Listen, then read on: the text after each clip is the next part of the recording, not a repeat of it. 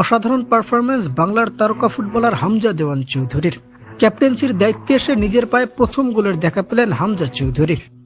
প্রদর্শক লীগ কাপের খেলায় আজ মুখোমুখি হয়েছিল হান্ডারসফিল্ড ও লিস্টার সিটি, যেখানে প্রথম ধাপের খেলা শেষে কোনো দলেই গোলের দেখা না পেলেও দ্বিতীয় ধাপে ম্যাচের 54তম মিনিটে রাইট ব্যাক পজিশন থেকে উঠে এসে ডিবক্সের ভিতর থেকে সরাসরি নেওয়া কিকে দুর্দান্ত এক গোলের দেখা পান বাংলার তারকা হামজা দেওয়ান চৌধুরী।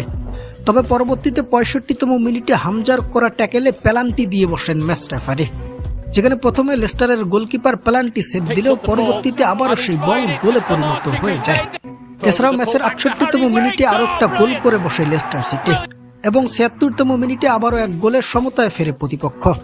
ফলে ম্যাচ গড়ায় ট্রাই বিকারে, যেখানে 3-2 গোলের ব্যবধানে এবারের প্রথম ধাপের খেলায় হামজাদের হার মেনে নিতে হয়েছিল শেষ পর্যন্ত।